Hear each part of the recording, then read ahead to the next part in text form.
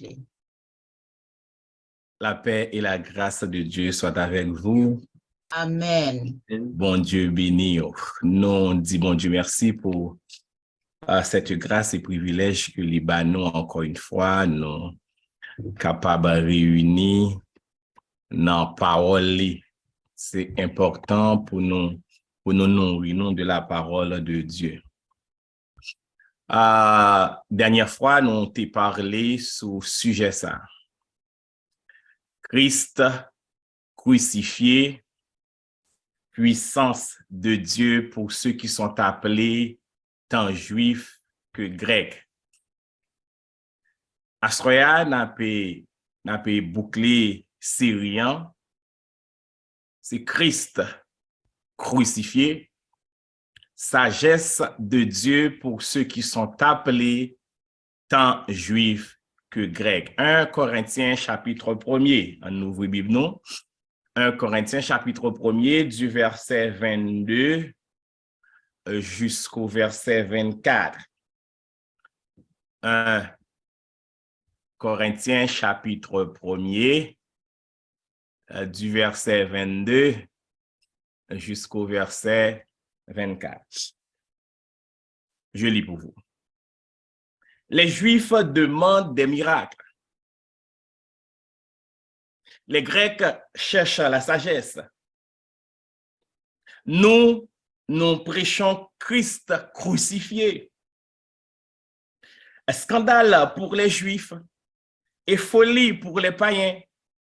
Mais puissance de Dieu, ce qu'on avait vu, et sagesse de Dieu, ce qu'on va voir, pour ceux qui sont appelés, que ce soit juifs, que ce soit grecs.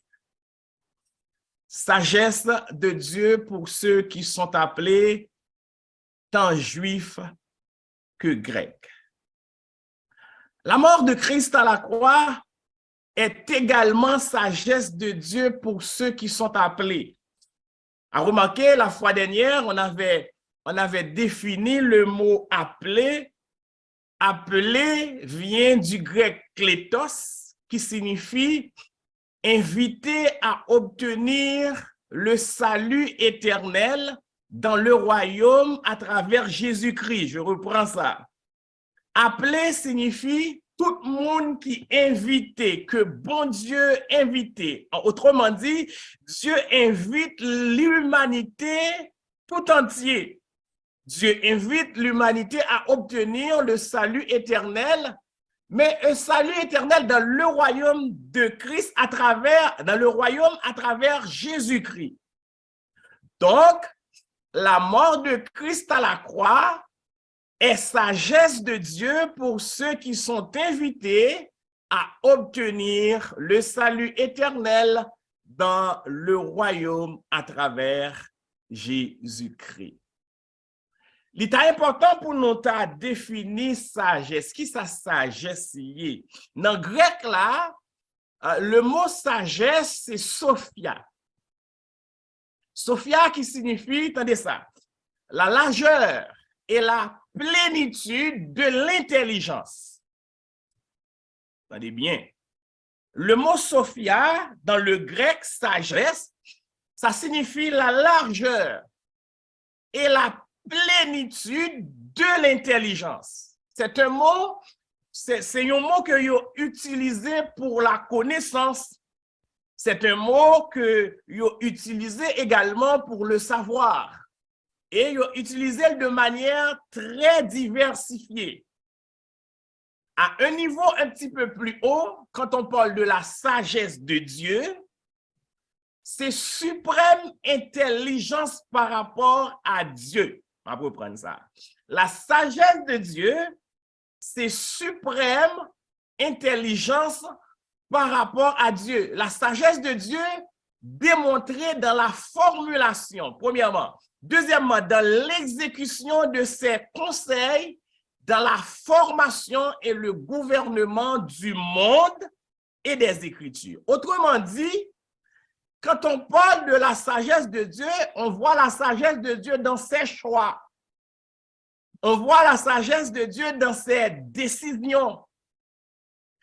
On voit la sagesse de Dieu dans toutes ses décisions en vue de sauver l'humanité tout entière.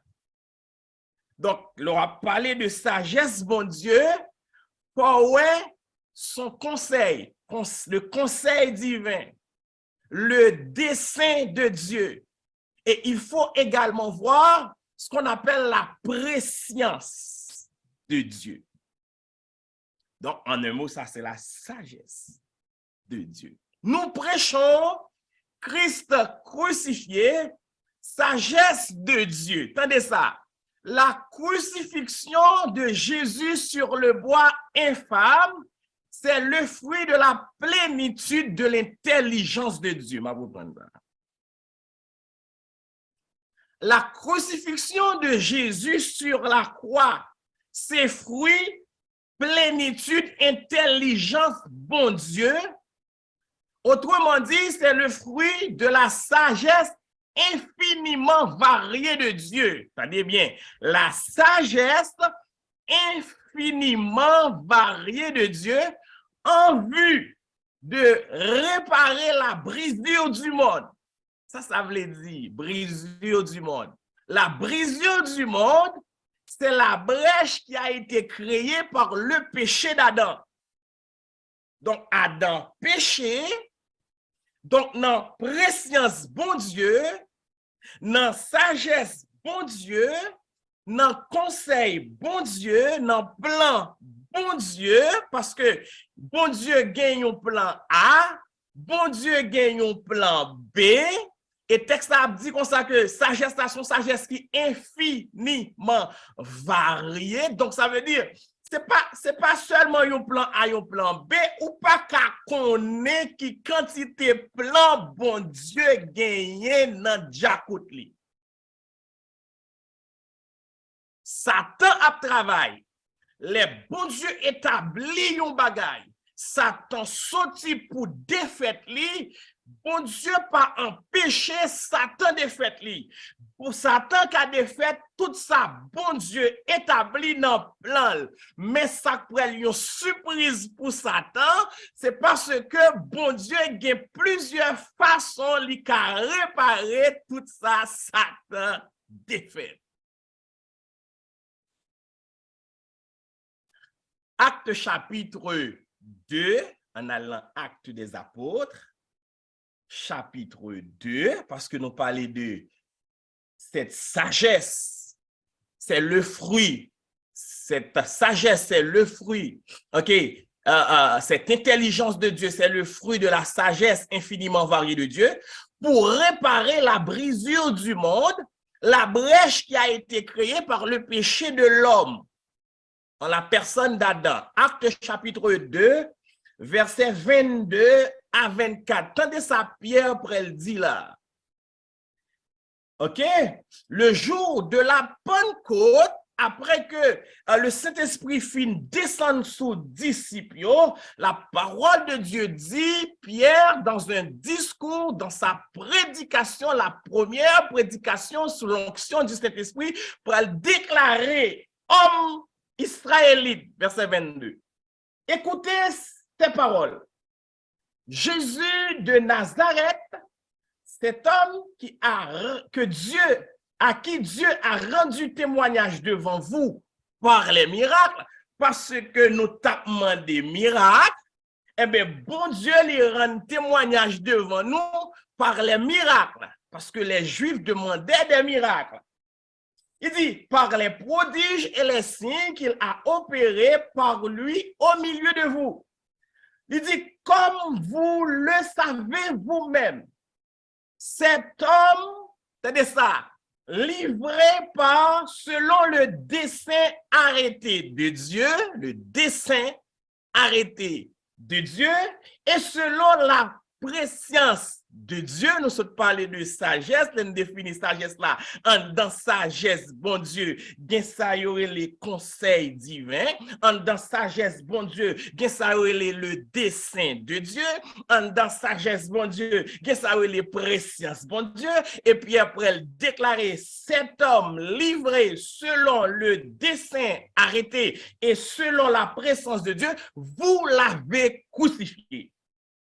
Et vous l'avez fait mourir par la main des impies. Dieu l'a ressuscité en le délivrant des liens de la mort parce qu'il n'était pas possible qu'il fût retenu par elle.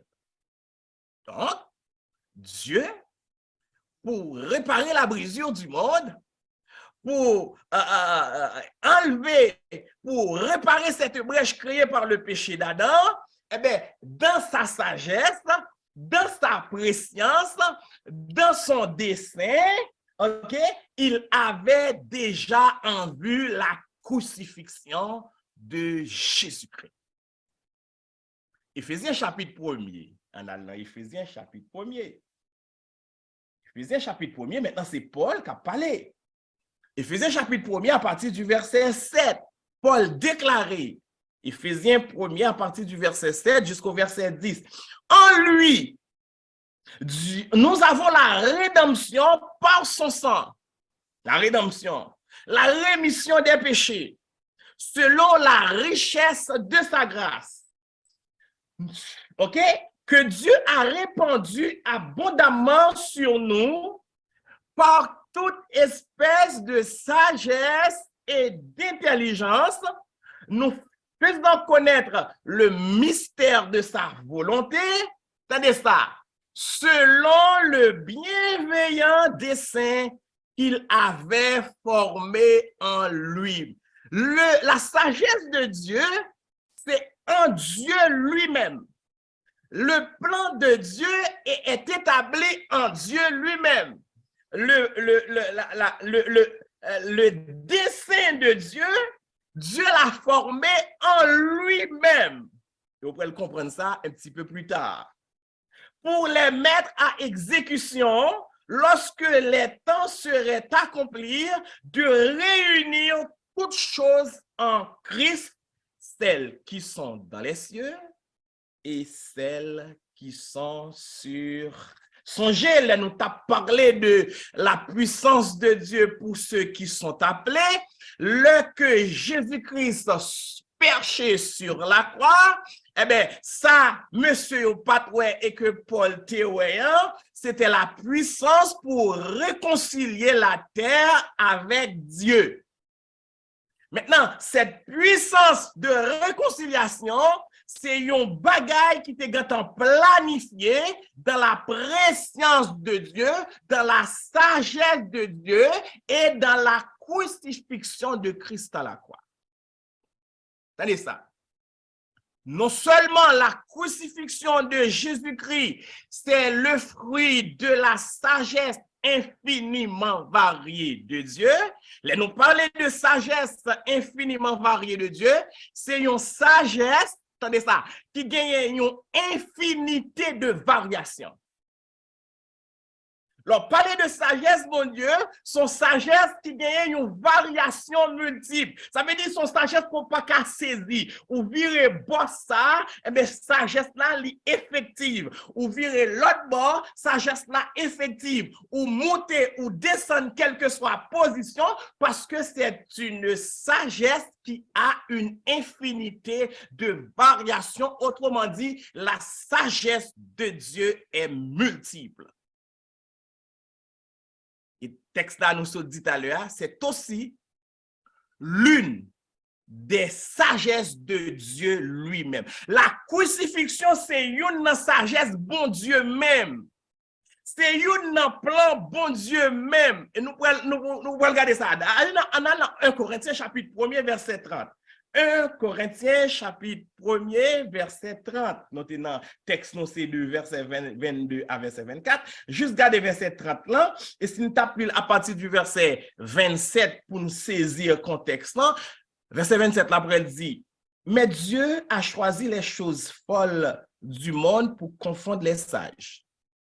Dieu a choisi les choses faibles du monde pour confondre les fortes. Et Dieu a choisi les choses viles du monde et celles qu'on méprise, celles qui ne sont point, pour réduire à néant celles qui sont. Et puis, verset 29, là, elle dit, afin que, attendez ça, nulle chair ne se glorifie devant Dieu. Or, c'est par lui ça, c'est qui? C'est par Dieu que vous êtes en Jésus-Christ. Donc, aujourd'hui, si moi-même avec vous qui considérez comme étant des appelés, des invités, ok, à obtenir le royaume à travers Jésus-Christ, eh bien, c'est par bon Dieu que nous sommes aujourd'hui en Jésus-Christ. Si nous en Christ, si on en Christ, c'est bon Dieu qui fait ça. C'est par Dieu que nous sommes en Jésus-Christ. Ce Jésus-Christ, lequel, de par Dieu, a été fait pour nous, attendez ça, sagesse. Jésus a été fait pour moi-même, pour vous-même, sagesse. Par conséquent, Jésus-Christ, c'est la sagesse de Dieu. Par contre, vous avez saisi sujet là. Non seulement la crucifixion de la croix, c'est la sagesse de Dieu, en plus que la crucifixion de la croix, c'est la sagesse de Dieu, mais aussi Jésus-Christ lui-même, c'est la sagesse de Dieu. Attendez ça version Summerland. Version Summerland, beaucoup plus claire. 1 Corinthiens chapitre 1er, le verset 29. Attendez ça. Il dit, ainsi, aucune créature ne pourra se vanter devant Dieu. Par lui, c'est-à-dire par Dieu. Vous êtes unis au Christ. Donc, si je dis à moi, non Jésus-Christ, moi fait un seul avec Jésus-Christ, c'est bon Dieu qui fait ça. Attendez, par lui, vous êtes unis au Christ. Ce Christ qui est devenu pour nous cette sagesse qui vient devant Dieu. Donc, ça veut dire que non seulement Paul Brel dit comme ça que nous prêchons Christ crucifié, donc Christ crucifié, la crucifixion de Jésus-Christ, c'est sagesse bon Dieu pour moun que le relais, et Jésus lui-même en personne est sagesse. Attendez ça, sagesse de Dieu. Jésus, c'est sagesse, bon Dieu. Non seulement Jésus, c'est sagesse de Dieu, regarde verset 30 là. Or, c'est par lui que vous êtes en Jésus-Christ, lequel de par Dieu a été fait pour nous. Premièrement, sagesse. Deuxièmement, justice. Troisièmement, sanctification. Et quatrièmement, rédemption. Mais tout ça, Jésus fait pour nous dans préscience, bon Dieu, l'aile montée à la croix. L'aile montée à la croix, c'est sagesse, bon Dieu. L'aile montée à la croix, c'est justice, bon Dieu. L'aile montée à la croix, c'est sanctification pour moi-même ensemble avec vous, parce que le sang de Christ nous purifie de tout péché. L'aile montée à la croix, c'est rédemption. Ça, rédemption veut dire. Rédemption, il y a deux niveaux là-dedans. L'on parlait de rédemption, il parlait de rachat. Ça veut dire, nous Adam te vendre moi-même ensemble avec vous. Mais Jésus vient racheter nous. Il paye prix, il paye rançon, il monte la croix, et bien il a produit l'acte de la rédemption. Deuxième élément, dans rédemption, c'est la libération. Il monte la croix, il libère moi-même ensemble avec vous de l'emprise de Satan. Maintenant, dans 1 Corinthiens, le chapitre 1er, le verset 23, Paul dit, nous prêchons Christ crucifié, sagesse de Dieu, sagesse de Dieu pour ceux qui sont appelés. Et regardez dans 1 Corinthiens, chapitre 2, en allant chapitre 2, verset 6. Cependant, chapitre 2, verset 6. Cependant, c'est une sagesse que nous prêchons parmi les parfaits. Donc, ça, à savoir que poser crucifixion, c'est une sagesse parmi les multiples sagesses qui résident en Dieu lui-même. Non seulement à cause de crucifixion, c'est une sagesse qui en dans mon Dieu, qui réside dans mon Dieu. Jésus lui-même, c'est la sagesse de Dieu. Maintenant, la question qu'il faut se poser, comment est cette sagesse? Comment est cette sagesse? 1 Corinthiens chapitre 2, verset 6 à verset 7. Nous prenons lire ça. 1 Corinthiens chapitre 2, verset 6 à verset 7. Comment est cette sagesse? Cependant, c'est une sagesse que nous prêchons parmi les parfaits, sagesse qui n'est pas de ce siècle, ni des chefs de ce siècle qui vont être anéantis. Verset 7. Nous prêchons la sagesse de Dieu, mystérieuse et cachée, que Dieu, avant les siècles, avait destinée pour notre gloire. Comment est cette sagesse? Premièrement, la sagesse de Dieu est mystérieuse et cachée.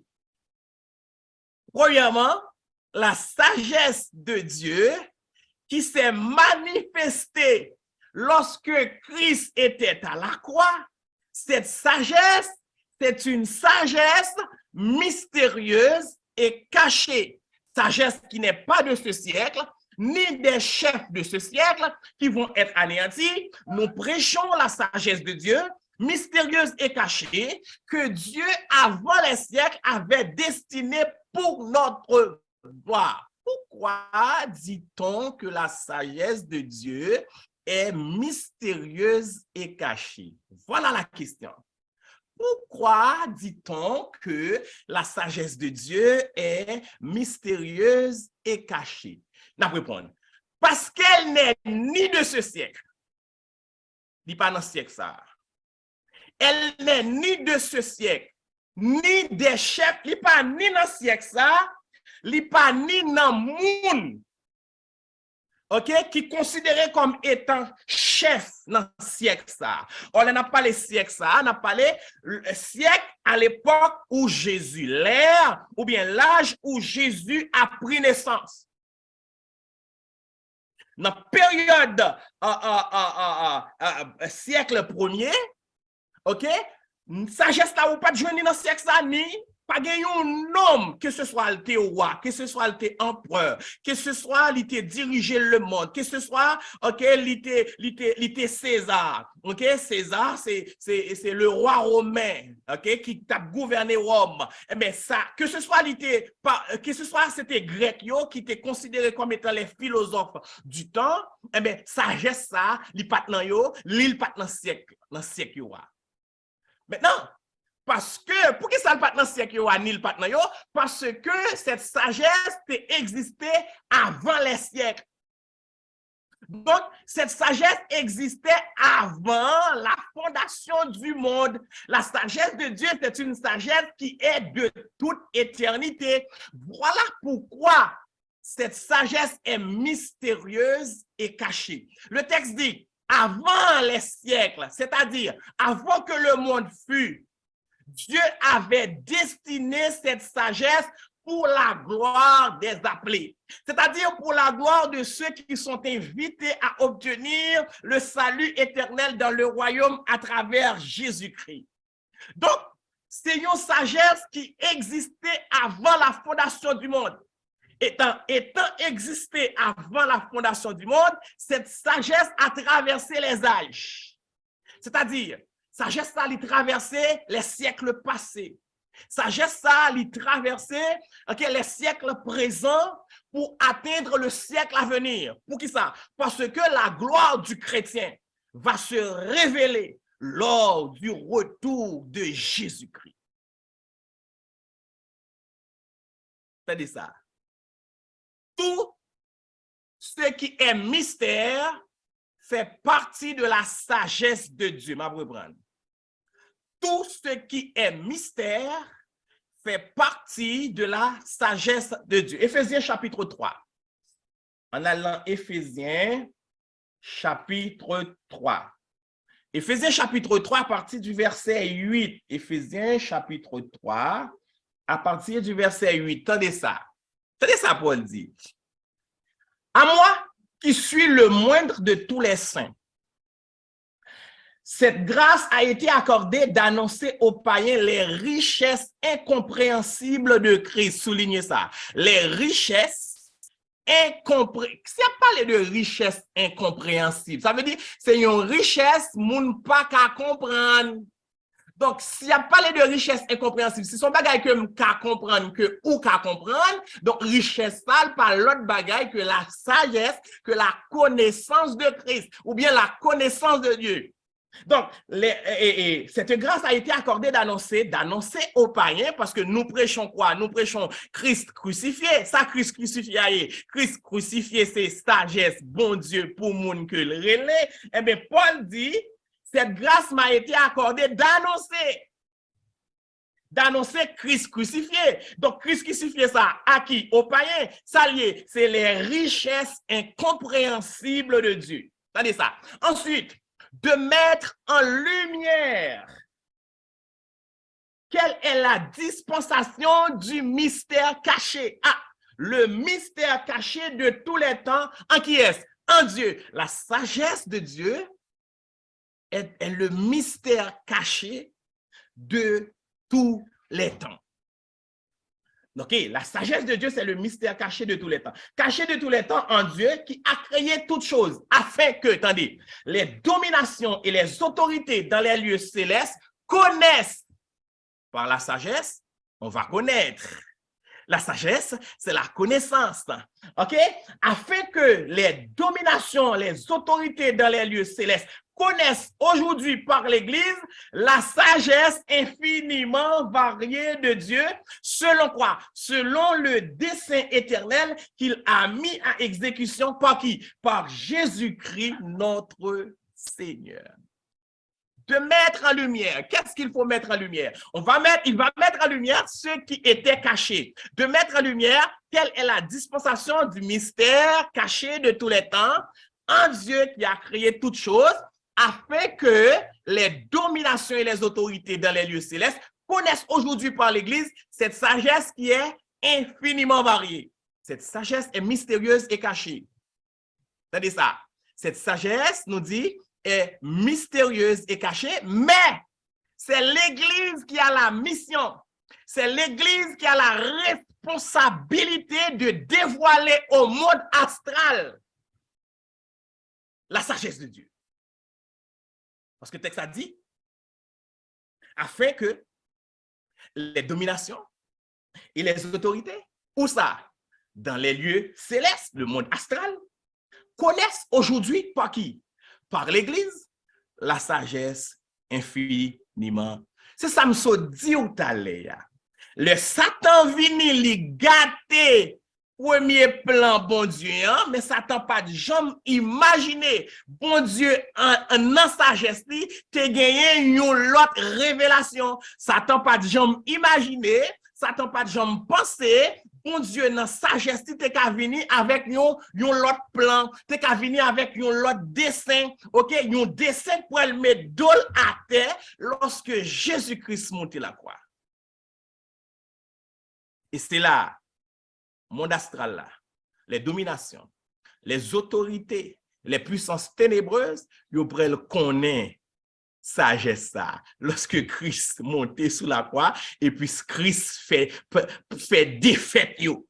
Et c'est là yo prend soufflette là, les Christ monter sous la croix parce que ça yo pas t'attendre à lui.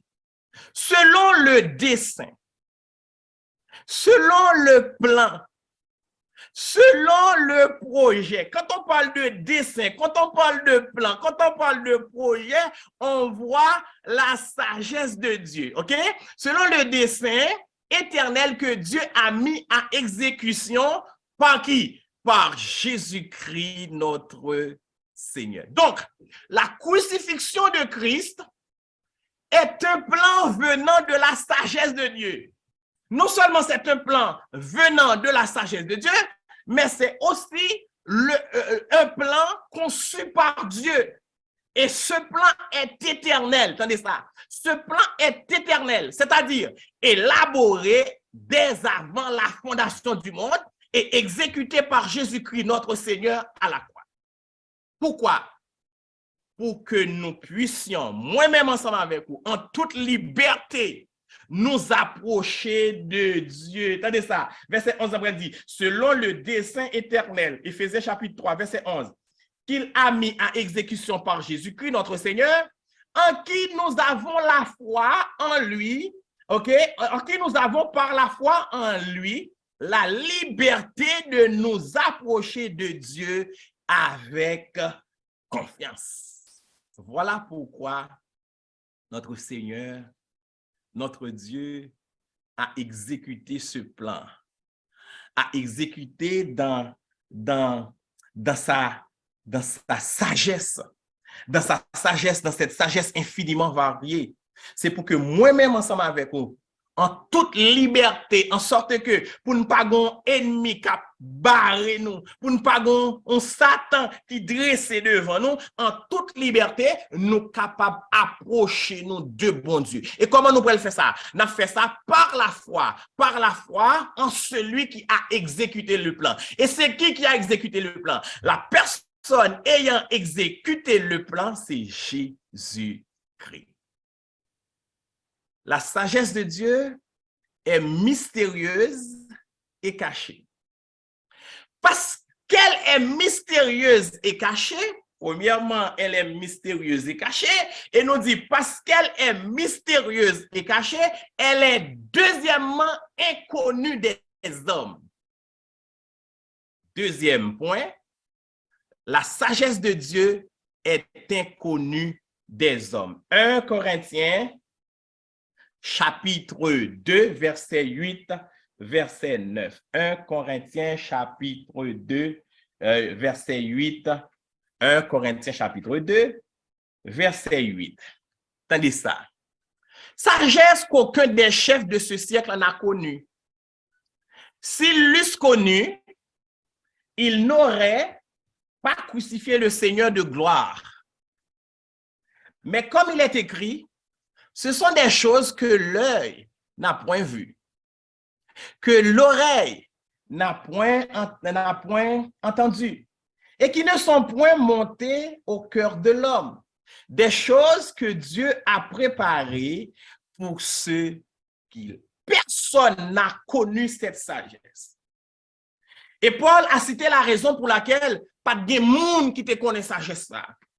Parce qu'il dit comme ça que le fait que yo crucifié Jésus prouvait que ni juif yo, ni grec yo, ni romain yo pas connaît sagesse ça. Ma vous prendre ça. Le fait que yo crucifié Jésus, eh bien ni juif yo, ni grec yo, ni romain yo pas connaît sagesse ça. Ils ne l'ont pas connu. D'ailleurs, cette sagesse est multiple. Cette sagesse est multiple. La petitesse de leur intelligence ne peut contenir ce niveau de sagesse. Sagesse, bon Dieu, tellement grande, sagesse, bon Dieu, tellement multiple, si intelligence l'homme pas qu'à saisir, si intelligence l'homme pas qu'à contenir. Et texte a dit, ce sont des choses, Donc, c'est une sagesse qui contient beaucoup de choses. Son sagesse qui tellement gen bagay la donne, si intelligence humaine pas qu'à saisir, pas qu'à comprendre ni, pas qu'à ouel, pas capable, yo pas qu'à ouel rien la donne. Il dit des choses que l'œil n'a point vu, yo pas qu'à ouel. Des choses que l'oreille n'a point, oreilles pas qu'à attendre, li tellement gen bagay la donne, li tellement grand, tellement multiple. Et puis il dit même que l'homme pas gen sagesse ça pas qu'à monter en dedans que l'homme parce que c'est bagay bon Dieu préparé. Et bagay bon Dieu préparé pas pour n'importe qui moun. Bon Dieu préparé bagay ça yo, chose ça yo qui en dans sagesse ça, bon Dieu préparé pour moun qui remet. Et si nous t'a posé une question, parce que le arrivé, oui là, pas pile temps, non. Est-ce qu'on remet Seigneur? Bagay que bon Dieu préparé en dedans préscience li, en dedans sagesse li, texte la dit, c'est pour monde qui remet. Et c'est seul monde qui remet qui ka connaît yo. Et nous t'a supposé ouais puis devant comment on peut le connaître yo. C'est seul monde qui remet Seigneur ya qui ka connaît yo. Dans cette sagesse, il y a plein de choses. Et Dieu les a préparés. Quand? Qui le bon Dieu préparé? Hier? Non. Jodi, non. Il les a préparés avant que le monde fût. Avant la fondation du monde. Pour qui est-ce? Pour moi-même avec vous qui remet Seigneur. Donc, donc, le fait d'aimer, Dieu nous donne non seulement de rentrer dans cette sagesse, mais aussi de bénéficier et de jouir toutes les choses que contiennent cette sagesse. Romains chapitre 11, de verset 32, Romains 11, verset 32 à 36, tandis ça, Romains 11, verset 32 à 36. Car Dieu a renfermé tous les hommes dans la désobéissance pour faire miséricorde à tous. Et puis, texte après dit, aux profondeurs de la richesse, de la sagesse et de la science de Dieu, que ses jugements sont insondables et ses voies incompréhensibles. Car qui a connu la pensée du Seigneur? Ou qui a été son conseiller? Qui lui a donné le premier pour qu'il ait à recevoir en retour? C'est de lui, par lui et pour lui que sont toutes choses dans sagesse, mon Dieu. Hein? Eh bien, c'est de lui-même, c'est par lui-même et c'est pour lui-même. À lui soit la gloire dans tous les siècles. La sagesse de Dieu est profonde et riche. Les hommes pas qu'à sonder. C'est son sagesse qui est incompréhensible par les humains. Et plus précisément les Grecs. Pourquoi? Parce que les Grecs demandent la sagesse. Mais sagesse, ça, il y a demandé, c'est pas la sagesse de Dieu. Parce que la sagesse de Dieu, texte l'a dit, c'est une folie pour les hommes. Parce que son folie pour les hommes, ils n'ont pas qu'à saisir, ils n'ont pas qu'à comprendre, ni incompréhensible. La sagesse de Dieu est inconnue pour les hommes. OK, il dit, qui est-ce qui balaye en vent pour qu'il soit capable de recevoir en retour? OK, toutes ces choses viennent de lui. Toutes ces choses existent par lui. Toutes ces choses sont à lui. Toute la gloire revient à lui. À lui, la gloire dans tous les siècles. La sagesse de Dieu est inconnue des hommes. Parce qu'elle est inconnue des hommes, la sagesse de Dieu est premièrement mystérieuse et cachée. Deuxièmement, elle est inconnue des hommes. Eh bien, parce qu'elle est inconnue des hommes, elle est révélée. La sagesse de Dieu est révélée. N'applique texte ça pour nous finir parce que nous pas développer tout. 1 Corinthiens chapitre 2, 10, 12, 13. 1 Corinthiens chapitre 2. 1 Corinthiens chapitre 2, à partir du verset 10. Car Dieu les a révélés. Les choses, oui, les choses qu'on parlait tantôt. OK? Il dit, mais il est écrit, ce sont des choses, les choses dans la sagesse de Dieu. C'est Dieu qui les révèle. Dieu les a révélés par qui? Par l'Esprit. Car l'Esprit sont tout. Pour que ça, c'est l'Esprit que c'est bon Dieu utilisé pour révéler, eh bien, sagesse, toute ça dans sagesse là, c'est parce que c'est seul l'Esprit qui sonde tout. non seulement l'Esprit sonde tout, le texte nous dit l'Esprit sonde même les profondeurs de Dieu. Donc, toute sagesse, bon Dieu, qui entre dans profondeur, bon Dieu, c'est l'Esprit qui a révélé. Or, verset 12, nous n'avons pas reçu l'Esprit du monde, mais l'Esprit qui vient de Dieu. Voilà pourquoi Dieu peut me révéler cette sagesse. Parce que moi-même avec vous, nous n'avons pas l'Esprit du monde encore. Mais nous avons l'Esprit de Dieu. Pour qui ça? Attendez ça. Afin que nous connaissions les choses de Dieu que Dieu nous a données par sa grâce. Et verset 13 a dit, et nous parlons. Donc, lorsqu'on recevoir par l'Esprit toute cette révélation qui concernait la sagesse de Dieu, ou pas capable de parler, ou pas capable de témoigner, ou pas capable de prêcher, ou pas capable de prêcher la crucifixion de Jésus-Christ, ou pas capable d'annoncer l'évangile. Parce que l'évangile, c'est cette sagesse. Jésus-Christ, c'est cette sagesse. La crucifixion, c'est cette sagesse. Donc, lorsqu'on recevoir révélation ça par l'Esprit, bon Dieu, maintenant, ou pas capable de parler. Il dit, et nous en parlons, non avec des discours qu'enseigne la sagesse humaine, mais avec ceux qu'enseigne l'Esprit, en employant un langage spirituel pour les choses spirituelles. On a fini là. Jean 14, de verset 26. Mais le consolateur, l'Esprit Saint que le Père enverra en mon nom. Attendez ça, moi, ça. Vous enseignera toutes choses et vous rappellera tout ce que je vous ai dit. Donc, enseignement pour moi-même ensemble avec vous, nous recevoir. Et mindio, enseignement, ça n'est tout que l'enseignement de la sagesse infiniment variée de Dieu. Saint-Esprit disposé pour enseigner toutes choses qui concernaient la sagesse profonde de Dieu. Pour qui ça l'a enseigné mieux? L'a enseigné mieux pour moi-même. Moi capable d'enseigner l'autre.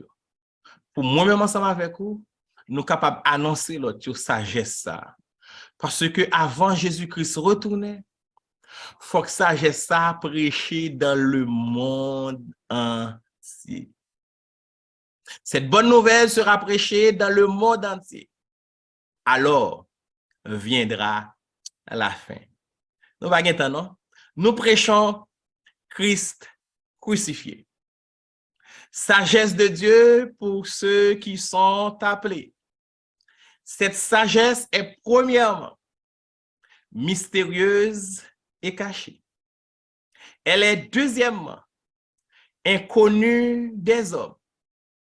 Mais elle est troisièmement une sagesse révélée. Puisque c'est une sagesse révélée, donc j'ai la révélation. Tu as la révélation de cette sagesse.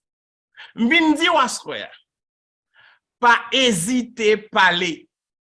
Pas hésiter à parler de la sagesse de Dieu.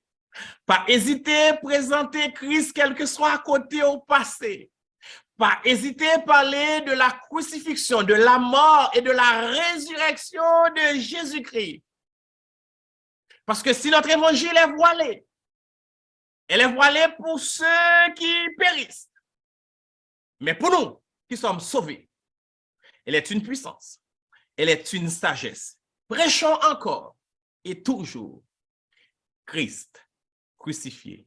Que le Seigneur vous bénisse. Amen. Amen.